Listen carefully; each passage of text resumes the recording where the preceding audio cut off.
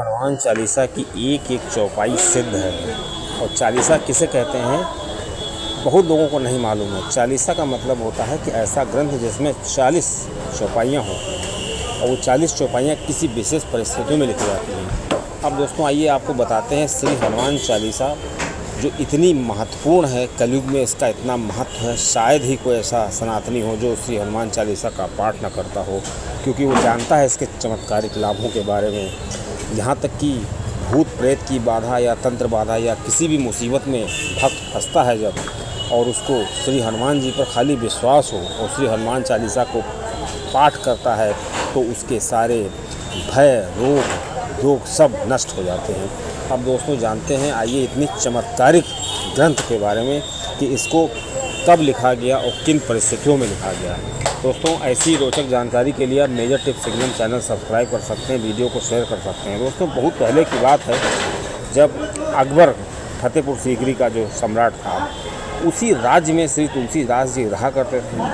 और तुलसीदास जी के घर ही के पास में एक व्यक्ति था, उसकी मृत्यु हो गई।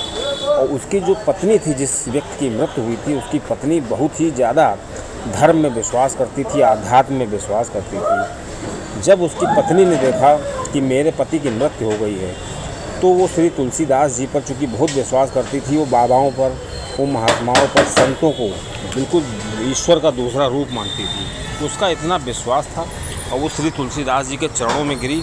उसने कहा कि आप तो संत हैं, आप मेरे पति को बचा सकते हैं, मेरे पति की मृत्यु हो गई है, अभी उनकी उम्र क्या थी। अब दोस्तों ऐसा जब श्री तुलसीदास जी ने सुना तो वो चक्कर में पड़ गए। उन्होंने कहा, अरे जीवन मरण तो करना ये तो ईश्वर के हाथ में होता है, भगवान के हाथ में होता है, मैं तो केवल उनकी आराधना करता हूँ। लेकिन फिर भी उस स्त्री का विश्वास देख करके श्री तुलसीदास जी को मन में लगा कि इसका विश्वास नहीं टूटना चाहिए। दोस्तों ये कथा आपको कभी हिंदू सनातन धर्मों में नहीं मिलेगी। ये कथा एक अमेरिकी कोई बहुत बड़े विद्वान थे, उन्होंने अपनी अंतिम समय में एक पुस्तक में लिखी है, फिलिप नाम के, उससे ये ली गई है। उनका अपना अनुभव भी रहा है श्री हनुमान जी के बारे में। दोस्तों उसी पर आधारित है। अब दोस्तों जब श्री तुलसीदास जी ने राम का नाम लिया और राम नाम को खूब बहुत पूरे दिल से याद किया और मन में सोचा कि काश ये इस स्त्री का पति जीवित हो जाए तो इसको बहुत अच्छा लगेगा। अब दोस्तों होता क्या है कि उस स्त्री का पति जीवित हो जाता है। जैसे ही पति जीवित होता है, तुरंत वो उसके चरणों में गिर जाती है श्री तुलसीदास जी के। अब इधर श्री तुलसीदास जी का जो ये चर्चा थी कि एक संत ने एक व्यक्ति को जीवित कर दिया, क्योंकि अकबर के जो जासूस थे वो पूरे फैले रहते थे पूरे राज्य में। तो अकबर चूँकि मुस्लिम था, लेकिन उसके शासनकाल में कई मंत्री, कई ऐसे पदाधिकारी थे जो हिंदू भी थे। उसी में एक टोडरमल था, तो उसने किसी तरह अकबर को ये चीज़ खबर पहुंचाई कि आपके राज्य में एक संत है, उसने जो है एक व्यक्ति को जीवित कर दिया है। अब अकबर चूँकि इतना बड़ा सम्राट था, उससे रहा ना गया, उसने कहा मैं उस संत से मिलना चाहता हूँ, तुरंत उस संत को बुलाओ। अब जब उस श्री अकबर के जो दरबारी थे उस संत को लेने गए, श्री तुलसीदास जी को लेने गए और कहा कि आपको जहाँ पना याद कर रहे हैं, शाहजहाँ वो जो है हमारे जो बादशाह हैं वो याद कर रहे हैं। तो श्री तुलसीदास जी ने कहा, मैं किसी बादशाह को नहीं जानता, मेरा बादशाह तो एक ही है, वो श्री राम, और वो हमारे ध्यान में रहता है, वो मुझे बुला नहीं सकते, वो हम जानते हैं वो मेरे ध्यान में रहते हैं। अब जब मंत्री लोग गए, उनको बताया अकबर को कि वो नहीं आ रहा है, तो अकबर ने कहा ज़बरदस्ती उसको लेके आओ। तो अब टोडरमल और कुछ मंत्री श्री तुलसीदास जी को ज़बरदस्ती वहाँ पर लेके गए। श्री तुलसीदास जी को अच्छा नहीं लगा।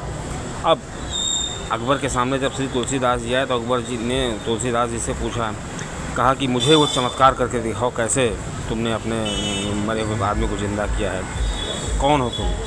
तो श्री तुलसीदास जी ने बताया, मैं तो तुलसीदास हूँ और मेरा ईश्वर, मेरा बादशाह, मेरा सब कुछ श्री राम है।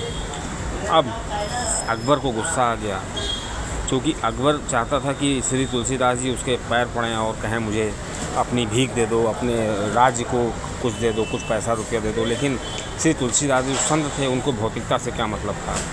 वो अकड़े रहे, अपना जो है चुपचाप खड़े रहे वहीं पे। अकबर को अच्छा नहीं लगा। अकबर ने कहा इसको तुरंत जेल में डाला। उसको जब श्री तुलसीदास जी को जेल में डाला गया तो श्री तुलसीदास जी 40 दिनों तक उन्होंने 40 चौपाइयों की, चमत्कारिक चौपाइयाँ इन्हीं की रचना की थी। यही श्री हनुमान चालीसा के रूप में है। और दोस्तों कहा जाता है जब ये रचना पूरी हुई उसी समय पूरे अकबर के राज्य में बंदर ही बंदर, लाखों करोड़ों बंदर आ गए।